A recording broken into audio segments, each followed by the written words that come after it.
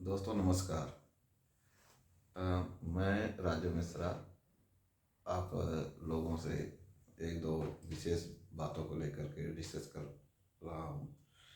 और वो ये कि आज 2-3 दिन से ग्रुप में एक मैसेज आ रहा है कि सर लोग चेक से परेशान हैं, चेक बाउंसिंग केस बहुत बैंक बहुत ज़्यादा करने लग रहे हैं आवेदन लगने के बाद।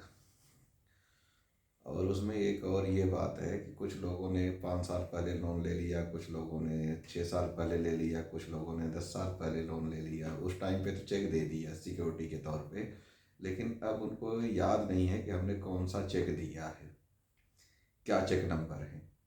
हो सकता है कि खाता नंबर तो लगभग सबको याद रहता है, और इसमें खाता नंबर से कोई ज़्यादा ही विशेष फर्क नहीं पड़ता है।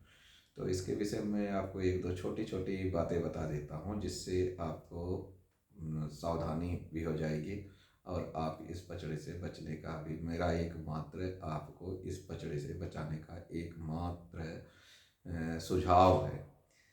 हालांकि ये किसी एक्ट में किसी कानून की धारा में नहीं लिखा गया है, लेकिन मैंने खुद ने इसको प्रैक्टिकल किया है, तब मैं आपको बता रहा हूँ। तो दोस्तों मेरा भी ऐसे ही था कि मेरी जब फैक्ट्री का कुर्की हुआ था तो उसके बाद बैंक ने हमारे भी चेक लगाए हुए थे, एक नहीं 5 चेक हमारा लगाया हुआ था। और मुझे पता नहीं था कि मेरा चेक बैंक ने लगाया हुआ है और कौन से चेक लगाए हुए हैं। तो मेरा थोड़ा सा डिफरेंट मैटर था, जिस वजह से मैं उसको चैलेंज कर दिया। तो अब यहाँ पे आपको बताता हूँ, 3 तरह से चेक होते हैं जो बैंक लगाता है। अमूमन क्या करता है बैंक, जब हम खाता खोलते हैं हमारा बैंक में लोन के लिए होता है, तो बैंक क्या करता है, पहले शर्त रखता है कि आप मुझे किसी और बैंक का चेक दीजिए।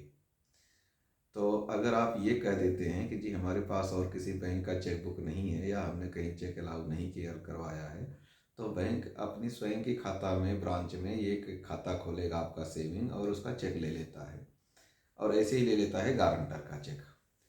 तो जब हमारा अकाउंट एनपीए होता है और सारे प्रक्रिया में बढ़ते बढ़ते बैंक जब इस रिकवरी पे आ जाता है, तब वो जो है चेक लगाता है। तो सेम ऐसा ही मेरा मामला था। मेरे मामले में क्या था कि आरबीआई के एक सर्कुलर आया था कि जिन लोगों के ओडी लिमिट के अकाउंट है, यानी सीसी लिमिट लिमिट अकाउंट जिनके हैं, उनके करंट अकाउंट बंद किए जाएं।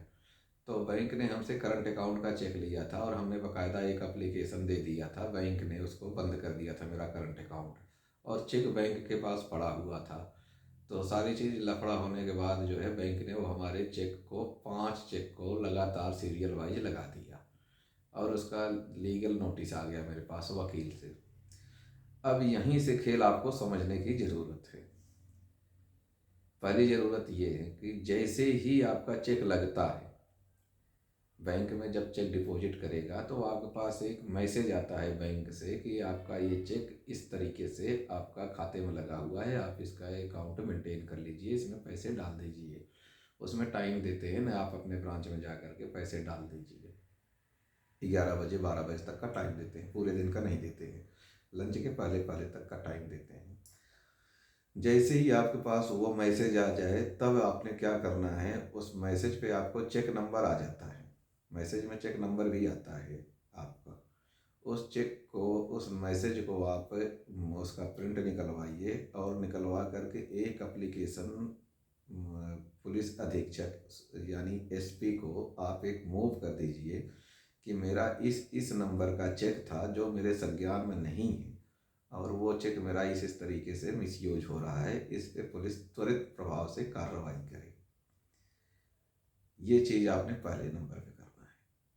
दूसरा, मान लीजिए कि अगर आपके पास वो मैसेज आया और आपने मैसेज पे ध्यान नहीं दिया कि चलो होगा, खाते में पैसे ही नहीं हैं, तब क्या करना है आपको, जब आपका लीगल नोटिस आ जाए, लीगल नोटिस वकील के द्वारा दिया गया नोटिस होता है, जिसमें वो लिखता है कि 15 दिन के अंदर अंदर मेरे क्लाइंट का ये पैसे मुझे भुगतान कर दीजिए, नहीं तो हम इसको आपको सेक्शन 138 के तहत आप पे कार्रवाई की जाएगी। तब आपने क्या करना है कि उस नोटिस की एक कॉपी बनाइए, photo copy, xerox, photo copy, photo state, जो भी आप अपने लैंग्वेज में समझे, उसकी एक प्रति ले करके एक एप्लीकेशन लिखिए और उस एप्लीकेशन को 3 भाग में बनाइए। पहला तो आप बैंक को भेजिए कि मान्यवर जी, हमने आपको ये चेक नंबर जो दिया हुआ था यह एक सिक्योरिटी पर्पस से दिया गया था। मैं आपका भुगतान करने के लिए बाध्य हूँ और मैंने एग्रीमेंट के अनुसार आपसे जो भी आपने हमें दिया उसका मैं भुगतान करने के लिए तैयार हूँ और हमने इस विषय में अपना एक आवेदन दिया हुआ है। कृपया आप मुझे उस आवेदन का जवाब दीजिए और आपका मैं भुगतान कर सकूँ। जिस वजह से अगर आप मुझे किसी भी तरह का लीगल कार्रवाई करते हैं इस चेक को करके, तो यह एक उल्टा अपराध माना जाएगा। आप मुझे ब्लैकमेल के तहत इस चेक को लगा रहे हैं। साथ में वो आवेदन की प्रति लगा करके बैंक को बाई पोस्ट भेजिए। ठीक है। दूसरा क्या कीजिए आप कि सेम वही आप पुलिस अधीक्षक को भी भेज सकते हैं कि हमारा कुछ लोन का डिस्प्यूट चल रहा है बैंक और मेरे बीच में। बैंक और हमारे बीच में डिस्प्यूट चल रहा है पैसे के लेन देन को लेकर के, जिस कारण मैंने बैंक को यह एप्लीकेशन फला दिन को मैंने दिया हुआ है और देने के बावजूद बैंक हमें जवाब देने के बदले बैंक हमारे ऊपर इस तरह से कार्रवाई कर रही है जो कि किसी भी तरह से जायज़ नहीं है। 2 चीज़। तीसरी प्रति उसकी आप डीएम को और डीजीपी को आप भेज सकते हैं। भेजना सब जगह पे है आपको बाई डाक। अब आपने क्या करना है कि जैसे वकील ने आपको 15 दिन का टाइम दिया हुआ है, ऐसे सेम आप भी उसको कीजिए कि इसमें लिखिए कि इसको रोका जाए। 1 महीने तक आप इंतज़ार कीजिए। 1 महीने बाद आरटीआई लगा के आप उस पर मांगिए, संज्ञान मांगिए कि इस पर आपके लोगों ने क्या वो किया, कार्रवाई की। तो क्या होगा कि आपके पास पुलिस भी आएगी, पुलिस बुलाएगी भी आपको, आप जाइए अपना ये चीज़ रखिए जी इस तरीके से हमारी बातें हुई थी और ये मेरा डिस्प्यूट है, ये डिस्प्यूट मेरा क्लियर कर दें, हम इनको पेमेंट दे देते हैं और ये चेक लगा करके हमें परेशान कर रहे हैं, हमें मानसिक पीड़ा दे रहे हैं। आप अपना वहाँ पे बयान दर्ज करवा सकते हैं। उसके बाद आपने क्या करना है कि आपके पास जिस दिन चेक लगेगा उस दिन से लगभग आप मान लीजिए 3 महीने का आपके पास टाइम होता है, क्योंकि 15 दिन तो आपको लीगल नोटिस में दे दिया। 15 दिन से 1 महीने का टाइम देता है वकील, हम 15 दिन का मान के चलते हैं। 15 दिन के बाद वो केस बनाएगा और उस केस पे कोर्ट में ले जा करके रखेगा, सीजीएम कोर्ट में लगाएगा। वो सीजीएम कोर्ट में लगने के बाद क्या होगा कि आपको सम्मन आएगा। पहली डेट पे क्या होगा, वो वकील जाएगा बैंक का, वहाँ पे अपना पक्ष रखेगा कि जी मैंने ऐसे ऐसे करके इनको लोन दिया था, इन्होंने मुझे चेक दिया था, इस तारीख को लगाने के लिए बोल दिया था और इस तारीख को जब मैं चेक लगाया तो पैसे नहीं था। उनका नॉर्मल सा यही फंडा होता है कि इस तारीख को, और वो ये कभी नहीं उसमें लिखेंगे कि इन्होंने चेक हमें जब हमने लोन दिया था तब दिया था। वो हमें आपको ये बताएंगे कि 5-7 दिन 10 दिन पहले जब आपका अकाउंट एनपीए हुआ है उस दरमियान आपका वो स्टेट के आसपास का वो आपको पूरा ब्यौरा देंगे कि मान लीजिए आपका अकाउंट 10 तारीख को एनपीए हो रहा है, तो वो ये देंगे कि जी इन्होंने हमें पोस्ट डेटेड चेक दिया था 25 तारीख को दे दिया था, या जब हम रिकवरी के लिए 10 तारीख को गए तब हमें दे दिया था। वो ये कभी नहीं कहेंगे कि ये चेक मेरा उस टाइम पे दिया हुआ है। पहली चीज़। अब इसको आपको गलत कैसे साबित करना है कि जी हमने चेक इनको इस डेट को दिया ही नहीं। इसका ये है कि जब आप चेक बुक इशू करवाते हैं तो आपका एक डेट टाइम सारी चीज़ उसमें मेंशन होता है कि इस डेट को आपको चेक दिया। तो अगर आपने मान लो 10 चेक लिया हुआ है और 5 चेक बैंक को दे दिया, तो 5 आपके पास पेंडिंग पड़े हुए हैं और उसमें आप एक मेंटेन कर लीजिए। मेंटेन ये कर लीजिए उसमें चेक बुक में कि जिस दिन को मान लो आपने लोन लिया है आपने 5 साल पहले, और 5 साल पहले ही आपने चेक बुक इशू करवाया है। मान लीजिए आपने 16 तारीख को आपने लोन लिया और चेक बुक आपका इशू हुआ होगा 15 तारीख को या 14 तारीख को, पहले हुआ होगा, और कुछ केसेस में से होता है बैंक गुड फैथ के ऊपर जो है चेक 1-2 दिन बाद भी ले लेता है। तो मतलब उस दरमियान का आप एंट्री कर लीजिए कि चेक नंबर ये इस डेट को मैंने बैंक को दिया, आगे ब्लैंक लिख देना उसमें, ये आपका प्रूफ माना जाएगा। दूसरी चीज़ क्या करना है आपने कि अगर कोई चेक आपने और किसी को कैश कराया है या किसी और पार्टी को दी है, थर्ड पार्टी को, या कभी आपने उस चेक से आपने पैसे निकाला हुआ है, तो वो भी उसमें एंट्री होना चाहिए। जैसे मान लीजिए आपने 5 साल पहले किसी को चेक दे दिया, मान लीजिए अब 24 चल रहा है, आपने 19 में किसी को चेक दे दिया या बैंक को चेक दे दिया। अब उसके बाद आपने कोई, आपके पास चेक बुक 5 पड़े हुए हैं, आप उसमें से एक चेक साइन किए और किसी और को दे दिए, वो चेक कैश हुआ है। तो जाहिर सी बात है कि दोनों डेट के बीच में डिफरेंस आ जाएगा 4 या 5 साल का। तो उसमें कोर्ट ये भी मान लेगी कि हाँ, अगर ये चेक इस आदमी का पहले हुआ है, क्लियर हुआ है, तो ये चेक इसके बाद में कैसे दे दिया। पॉइंट नंबर 1 हो गया, यहाँ भी आप मजबूत हो जाते हो। अब ये सारी चीज़ बना करके आप जमानत के चक्कर में नहीं पड़ना है कि नोटिस आ गया, कोर्ट से सम्मन आ गया, नोटिस आ गया, जमानत करवा लो। क्योंकि जमानत करवाने के लिए आपको बड़ी मशक्क़त करनी पड़ेगी।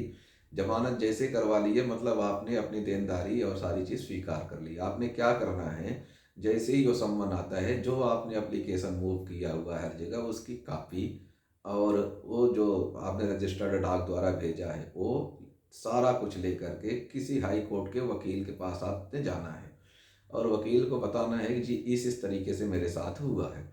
फिर वकील क्या करेगा, उसको क्रैशिंग का लगा देगा, हाई कोर्ट में केस लग जाएगा क्रैशिंग का। जैसे आपका हाई कोर्ट में केस क्रैशिंग का लग जाएगा, तब इधर वाला जो कोर्ट केस है ये लटक जाएगा। लटक जाएगा इन द सेंस, मतलब इसमें आपको गिरफ्तारी तो कर नहीं सकते वो, क्योंकि उसके ऊपर ऑलरेडी हाई कोर्ट रोक लगा देगी। और निचली अदालत जो है वो क्या करेगी, इस पे आगे से आगे डेट देती जाएगी। आपको गिरफ्तारी वारंट नहीं निकालेगी, आपको ये नहीं कहेगी कि इसको नॉन अवेलेबल वारंट है। हाँ, वो जो फर्स्ट टाइम पे आपका वो है वो आपका जारी रहेगा। जो फर्स्ट टाइम पे आपको नोटिस दिया है, कोर्ट ने सम्मन दिया है उसमें जमानत करवाने के लिए, वो आपका रेगुलर जारी रहेगा।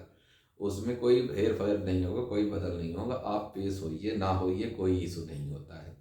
मेरा चेक जो है वो 30 मई को लगा हुआ था।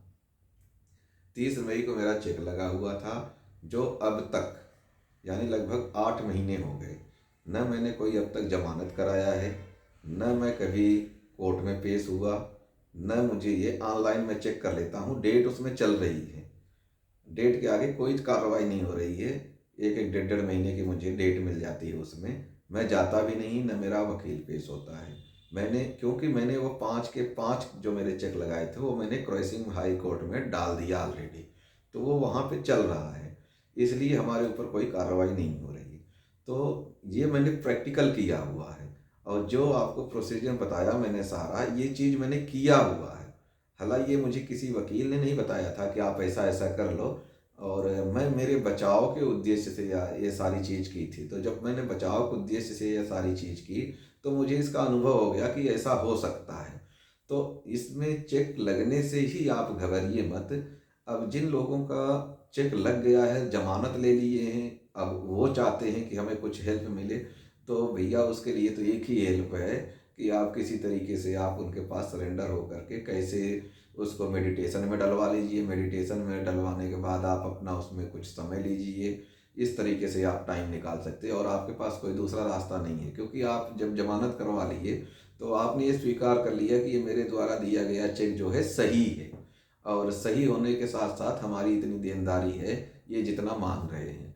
बाद में उसमें गवाह आएंगे आपके, ये आएंगे वो आएंगे, आप वकीलों के कहने से जी मैंने इनको पैसे दे दिए, मेरे पास फला गवाह है, ये है वो है, बहुत सारी चीज़ें होती हैं, छोटी छोटी चीज़ें जो होती हैं जो वकील आपको बताते रहते हैं, और आप उसी चक्कर में घूमते रहते हैं। तो इससे सबसे बढ़िया तरीका जो है मैंने किया हुआ है, मैं मेरे अनुभव के अनुसार बता रहा हूँ, क्योंकि जब मैं प्रैक्टिकल किया हूँ वो चीज़ें आपको शेयर कर रहा हूँ। इसमें मैं आपको ये भी नहीं बाउंड करता कि नहीं नहीं आप ये चीज़ करिए ही करिए। ये आप पे डिपेंड करता है, आपकी सूझबूझ जैसी लगे। अगर आपको हमारा ये वीडियो अच्छा लग रहा हो तो आप इसको लाइक भी कीजिए और चैनल को सब्सक्राइब कर लीजिए, ताकि आप लोगों को जैसे छोटे छोटे ऐसे आते हैं, सवालात आते हैं, तो उस पे हम आपको एक छोटा छोटा ऐसे वीडियो बना के डाल देते हैं जो आप लोग देखते हैं। और इसमें ऐसा कुछ नहीं है। बाकी और आपको कोई किसी चीज़ की जानकारी चाहिए तो आप लीगल टीम से ले सकते हैं, इसमें हमारा कोई वो नहीं है। और नहीं हम आपको ये कह रहे हैं कि हम बहुत बड़े ज्ञाता हैं, हम तो आपके जैसे एक छोटे से आपके सेवक मात्र हैं, जो हम समय समय पर आपको अपने द्वारा किए गए अनुभव को शेयर करते हैं। इसी के साथ दोस्तों, जय हिंद, जय भारत, वंदे मातरम।